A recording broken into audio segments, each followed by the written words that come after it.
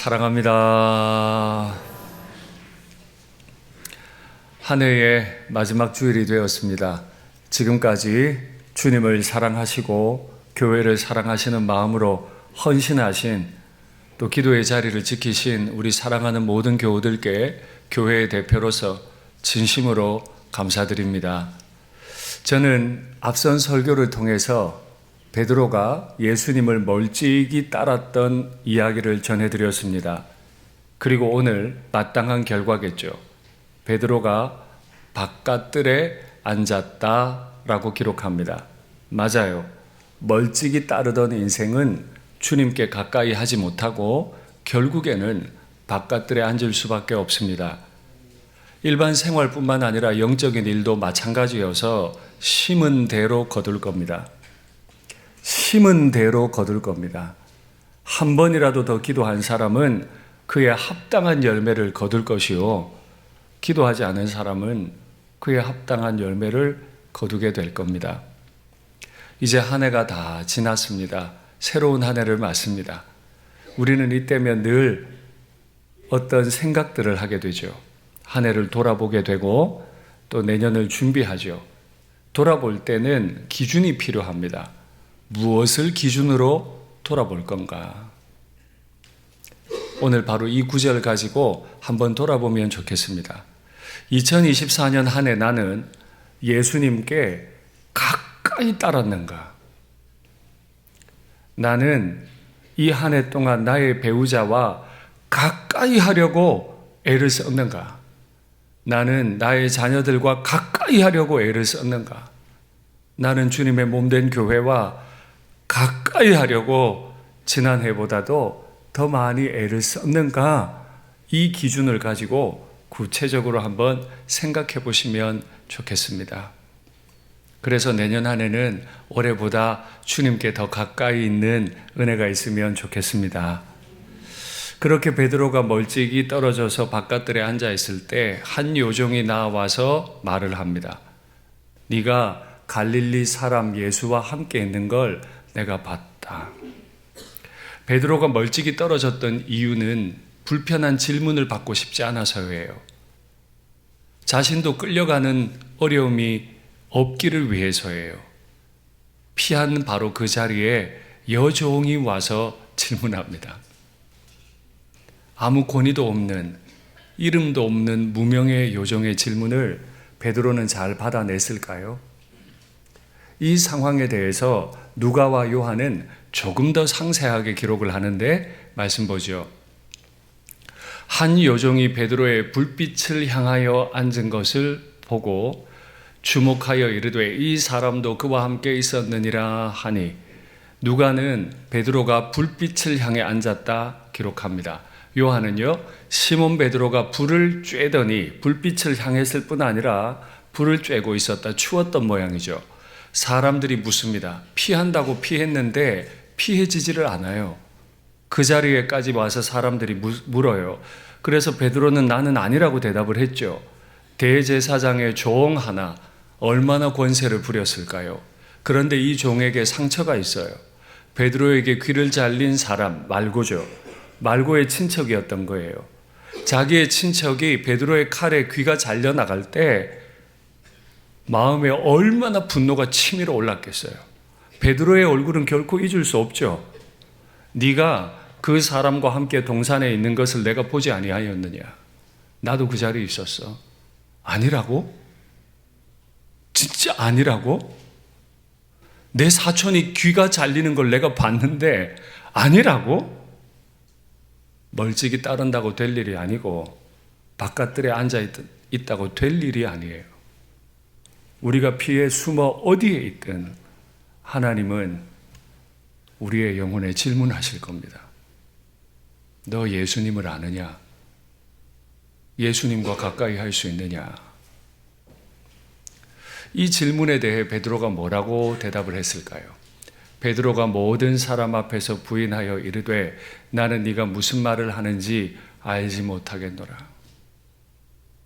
모든 사람이 베드로를 주목합니다. 도망갔는데 주목합니다. 그 모든 사람 앞에서 무슨 소리인지 모르겠다 하고 앞문까지 갔다. 앞문은 대제사장의 관저의 마지막 문입니다. 이 문 딱 지나가면 바깥이에요. 완전히 예수님을 떠나겠다는 뜻이죠. 베드로는 추운 날씨 때문이었는지 빛이신 예수님을 향해서는 등을 돌려버리고 다른 빛을 향해 서 있었어요. 추워서 그랬겠죠. 불을 쬐고 있습니다. 모든 사람 앞에서 나는 모른다. 만일 여러분들께서 윤상덕 목사는 일산교회 담임 목사가 아니다 라고 말하신다든지, 나는 윤상덕 목사를 알지 못한다 라고 말씀하신다면 저에게 어떤 느낌이 있을까요? 제 아내가 저에게 나는 당신을 알지 못합니다 라고 말한다면 저의 마음은 어떨까요? 지금 베드로가 한 일이 그 일입니다. 멀찍이 따라도 안 되고 바깥들에 앉아도 안 되니까 이제 문을 나가버리려고 했습니다. 문 나가면 되겠습니까? 문을 나가서면 어떤 질문도 없어지겠습니까? 그럴 리가요. 문 나갔더니 어떤 일이 있는지 보시죠. 나갈 때 다른 여종이 그를 보고 거기 또 서 있네요. 제가 베드로 입장에서 생각해 보니 죽을 것 같았을 것 같아요. 이 질문 안 받고 싶고 모른다고 말 안 하고 싶은데 자꾸 질문하는 거예요. 그를 보고 거기 있는 사람들에게 말하되 이 사람은 나사렛 예수와 함께 있었도다.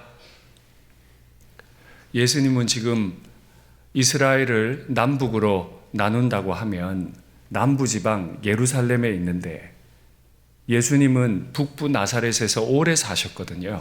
그래서 예수님의 억양이 나사렛 억양이에요. 베드로 너 보니까 나사렛 사람 예수와 억양이 같아 라고 말하는 겁니다.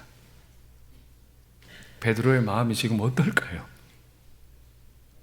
말투까지 가지고 너는 예수를 아는 사람이야 라고 말합니다. 도망가고 싶은데 끝까지 말합니다. 예수님도 끝까지 물으실 겁니다. 너에게 나는 누구냐? 너에게 나는 누구냐? 너무 대답하기 어렵죠. 베드로는 바로 몇 시간 전에 말했습니다. 모두 주를 버릴지라도 나는 버리지 않습니다. 결코 버리지 않습니다. 죽는 데까지라도 주와 함께 하겠습니다. 몇 시간 지났는데요. 모든 사람 앞에서 모른다 그래요. 저는 안 그럴 것 같으세요? 제가 이게 두려운 거예요. 제가 늘 저를 위해 기도 부탁할 때 끝이 아름다운 목사가 되도록 기도 부탁을 드리잖아요. 베드로는 자신이 예수님을 부인할 마음이 있는데 그걸 속이려고 다 주를 버려도 나는 주님을 버리지 않겠습니다라고 위선적으로 한 말일까요? 거짓말로 그날 말했을까요? 아닐 겁니다. 그날이 오더라도 나는 주님을 버리지 않을 수 있다는 자신감이 있었을 거예요. 진실되게 말했을 거예요. 그런데 막상 그 때가 오니 견딜 힘이, 이 질문을 대답할 힘이 자신에게 없다는 걸 알게 되고 만 거예요. 전 이게 두려워요. 이 강단에서 이렇게 설교를 하지만 정작 모든 사람들이 부인할 바로 그때 나는 내가 설교한 것처럼 살아갈 수 있을까? 돈의 문제 앞에서, 다른 많은 유혹들 앞에서 넘어지지 않고 끝까지 예수님이 나의 구주와 주인 되심을 고백하며 아름답게 살 수 있을까? 이건 모르는 거죠. 모르는 거예요. 여기 그 누구도 모르는 거예요. 내 자녀들도 모르는 거예요. 내 자녀들이 어떻게 이 상황에서 대답할지 우리는 알지 못해요. 그래서 두렵습니다. 베드로가 이 질문에 뭐라고 대답했는지 보시죠. 맹세하고 또 부인했다. 이제 모른다고 말하는 정도가 아니라 맹세까지 합니다. 그 사람을 알지 못한다. 조금 후에 또 다른 사람, 네 말소리가 너를 표명한다. 억양이 같아. 그가 저주하며 맹세합니다. 저는 베드로가 예수님을 저주했다고 생각하진 않아요. 이 질문에 대답 한번 제대로 하지 못하는 자신을 저주했겠죠. 내가 그래도 예수님과 한 배에 오른 일이 있고, 예수님과 한 식탁에 오른 일이 있고, 예수님 앞에 신앙 고백 자리에서 칭찬받은 적도 있고, 나는 죽더라도 예수님을 안 버릴 거라고 말한 적이 있는데 지금 나는 여기서 뭘 하고 있나? 자신이 저주스러웠을 겁니다. 그리고 맹세를 다시 합니다. 나는 그 사람 알지 못한다. 하니 곧 닭이 울더라. 이에 베드로가 예수의 말씀에 닭 울기 전에 네가 3번 나를 부인하리라 하심이 생각나서 밖에 나가서 심히 통곡했다. 아주 쓰디쓴 눈물을 흘렸다. 마음의 자신을 저주하면서도 입으로는 모른다고 부인할 수밖에 없는, 마음으로는 주님을 뜨겁게 사랑하는 줄 알았는데 내 입에서 나오는 말은 모릅니다 밖에 안 되는 이 현실을 베드로는 경험하고 있는 거죠. 근데 누가는 이 본문을 조금 더 상세하게 기록합니다. 한번 확인할까요? 이 사람아, 나는 네가 하는 말을 알지 못한다 라고 아직 말하고 있을 때 베드로가 나는 몰라요, 예수님 몰라요 라고 말을 하는 중에 한쪽에서 소리가 들리는데 곧 닭이 울었다. 주께서 돌이켜 베드로를 보셨다. 베드로도 말하고 있고 닭도 울고 있고 주님도 앞문까지 거의 나가버린 베드로를 보셨네요. 베드로가 주의 말씀 곧 오늘 닭 울기 전에 네가 3번 나를 부인하리라 하심이 생각나서 밖에 나가서 심히 통곡했다. 누가의 기록은 조금 더 상세하죠. 닭이 울었다라고 할 때 이 울다라고 하는 헬라어 단어는 짐승에게 붙이면 울다라고 번역을 하고요. 사람에게 붙이면 외치다라고 번역합니다. 그러니까 제가 말장난을 하면 이렇습니다. 베드로가 모든 사람 앞에서 자기를 저주하면서 맹세하면서 모른다고 말을 꺼내고 있는데 옆에서 닭도 외치는 거예요. 뭐라고 외쳤을까요? 닭이 만일 외쳤다면 뭐라고 외쳤을까요? 베드로도 떠들고 있고 닭도 떠들고 있는데 예수님 뭐 하셨죠? 베드로를 보시니 자기 자신을 저주하고 맹세하면서 예수님을 모른다고 부인하고 있는, 그 귀로는 닭의 울음소리를 듣고 있는 베드로를 보셨다. 영어 성경으로 look into, 그의 내면을, 그의 혼란스러움을 다 보고 계셨다. 질문해 볼까요? 예수님의 그 눈길은 분노의 눈길이었겠습니까? 네가 감히 나를 버려? 몇 시간 전에 죽더라도 따른다더니 네가 나를 버려? 이런 눈길이었을까요? 아니면 불쌍한 눈길이었을까요? 측은히 여기신 눈길이었을까요? 예수님의 성품을 따라 생각해 본다면 아마 연약한 베드로, 자신을 저주하며 맹세하고 있는 그 베드로를 불쌍히 보시지 않았겠습니까? 그 눈길 때문에 베드로는 밖에 나가서 심히 통곡했다. 베드로는 끊임없이 추락을 했었죠. 모두가 부인해도 나는 부인하지 않겠습니다. 그런데 이름 없는 요종 질문에도 나는 모른다. 모든 사람 앞에서 또 모른다. 또 요종 앞에서도 나는 모른다. 멀찍이 따를 뿐 아니라 바깥들에 앉아 있다가 앞문으로 나가려고 뛰어나가는 베드로였습니다. 그는 끊임없이 추락해요. 그런데 주님의 이 바라봐 주심이, 이 부정한 인생, 나 스스로를 저주하며 맹세할 수밖에 없는 저를 바라보아 주심이 저주의 눈길이 아니라 그 추락을 멈추시는 눈길이 되었음을 저는 믿습니다. 이 마지막 예배 때 저는 주님 앞에 간구합니다. 주님, 저를 잘 아시는 그 눈길로 저를 한 번만 바라봐 주십시오. 저는 제 자신을 알지 못합니다. 지금은 주님 사랑하는 것 같으나 내가 내년에 어떤 짓을 할지 모릅니다. 내 목회가 마치는 그날에까지 주님 앞에 아름다울 수 있을지 저는 모릅니다. 저도 모르는 사이에 제가 추락하고 있을까 두려우니 주님, 저를 좀 바라봐 주십시오. 이 기도가 오늘 저의 기도 제목입니다. 얼마 전에 우리 교역자들이 수련회를 다녀온 일이 있는데 12월 17일로 기억합니다. 동해바다 화진포라는 곳에 있는 김일성 별장을 다녀왔습니다. 여러분, 우리나라에 김일성 별장이 있는 걸 알고 계세요? 저는 이제 이번에 교역자들하고 거기 다녀왔습니다. 그곳에 갔더니 두 가정의 가계도가 그려져 있더라고요.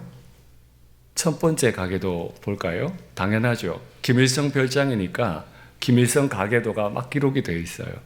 색깔로 표시되어 있는 부분은 김일성과 그의 부인 그리고 그의 자녀들 이름입니다.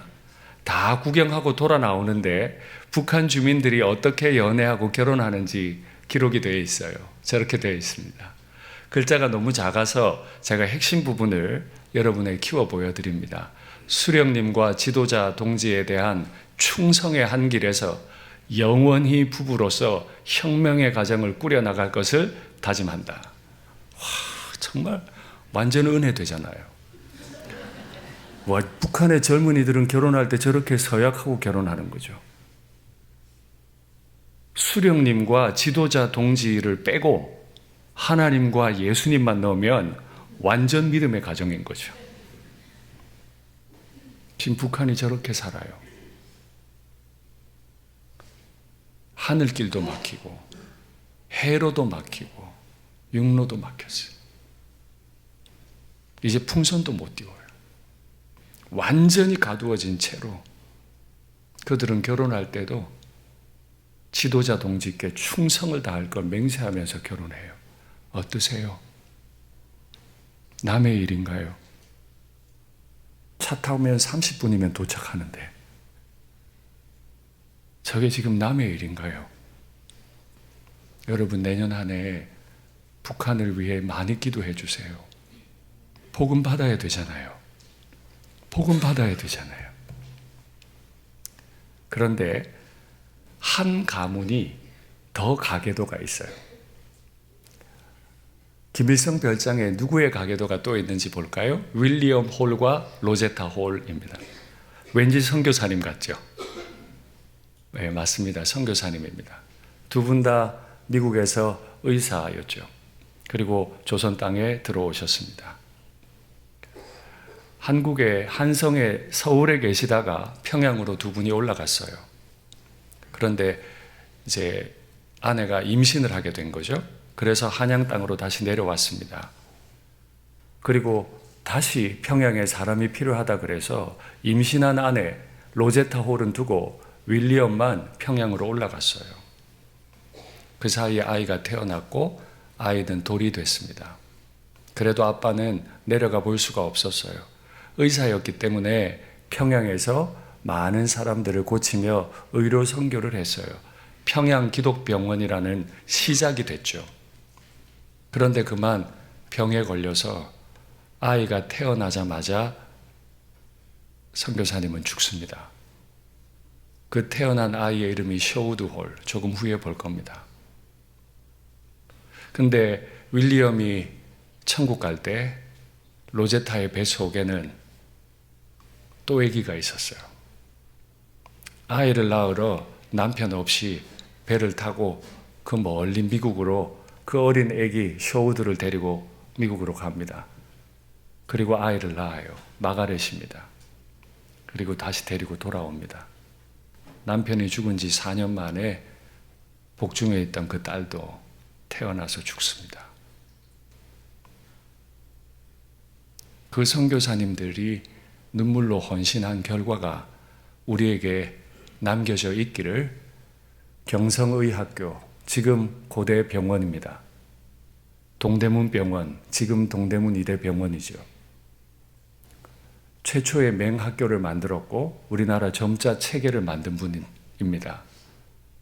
선교로 헌신하시고 남편이 죽고 아이가 죽어도 한국을 향한 사랑을 멈출 수 없어서 다시 이 땅에 들어와서 사람을 세웠어요. 여성들의 의료를 위해서 최초의 여성병원도 세웠습니다. 그리고 여러분 잘 아시는 우리나라 최초의 서양 여의사 박에스더를 미국으로 유학 보내서 여의사로 만든 분이기도 합니다.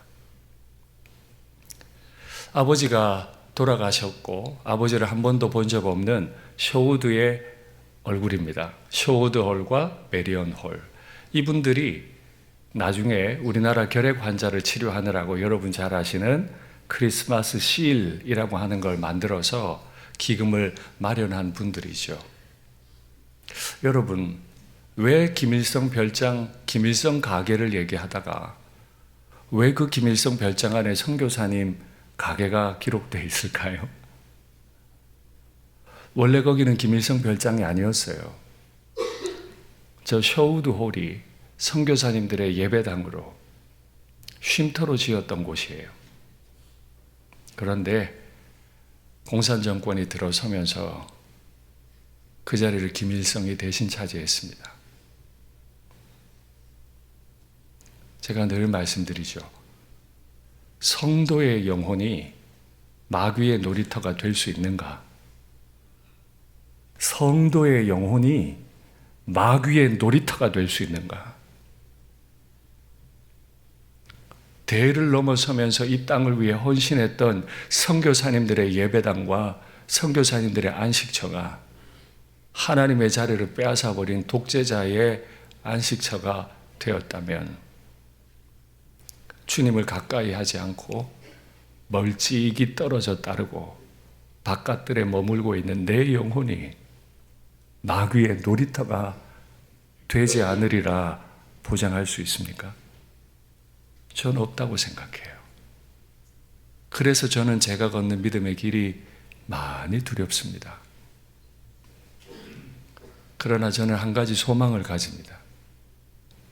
추락하던 베드로를 바라봐 주심으로 멈추게 하셨던 주의 은혜가 오늘 저와 여러분과도 함께 하시면 좋겠습니다. 아마 베드로가 생각했을까요? 후에 존귀한 사도, 아름다운 이름을 얻은 사도가 되어서 교회들을 향해 편지를 쓸 때 이런 표현을 했습니다. 너희가 전에는 양과 같이 길을 잃었더니, 전에는 길이 없었던 사람, 혹은 믿음의 길을 걷다가도 길을 잃었던 사람, 이제는 너희 영혼의 목자와 감독 되신 이에게 돌아왔느니라. 앞문까지 거의 나갔는데 더 나가지 못하도록 그를 주목해 주시는, 하필 그때 닭이 울게 해 주시는, 내가 못난 소리 하고 있을 때 그때도 여전히 나를 바라봐 주시는 주님께로 베드로가 돌아왔다면 저는 오늘 이 마지막 주일에 주님 앞에 소원합니다. 주님, 저를 좀 바라봐 주십시오. 저를 멈춰 세워 주십시오. 그냥 주의 종으로 살다가 깨끗하게 주님 앞에 이르게 해 주십시오. 우리 자신을 확신할 일이 아니고 그저 엎드려 기도하는 우리가 되면 좋겠습니다. 우리의 기도를 주님이 반드시 들으실 텐데 다윗은 이렇게 표현했습니다. 나의 앞날이 주의 손에 있사오니. 선교사님들의 예배처가 독재자의 안식처가 되어버렸다 하더라도 모든 사람들 앞에서 나는 주님을 모릅니다. 라고 말한 인생이라 할지라도 그 못난 인생을 주의 손으로 붙들고 계신 나의 주님, 내 원수들과 나를 핍박하는 자들의 손에서 나를 건져주소서. 주의 얼굴을 주의 종에게, 나는 주의 눈길을 피해서 불빛을 향해 앉았지만 주님이 그 은혜로운 얼굴을 저에게 다시 비추시사 주의 사랑으로 나를 구원하소서. 오늘 1년의 마지막 주일 예배 때 이 주의 눈길을 피하지 마시고 주의 손길을 피하지 마시고 주님께 가까이 한 번이라도 기도도 하고 한 번이라도 성경도 읽고 한 번이라도 큐티하고 한 번이라도 예배드리기를 다짐하시게 되면 좋겠습니다. 말씀을 맺겠습니다. 나는 어떤 확신을 가지고 있더라도 상황이 만들어지면 주님을 모른다고 부인할 겁니다. 그러나 우리 주님은 내가 부인하려 해도 부인할 수 없는 분이시죠. 올 한 해를 인도하신 주님께서 내년 한 해도 주의 눈길로, 주의 손길로, 주의 사랑으로 우리를 보호하시고 인도하실 것을 믿습니다.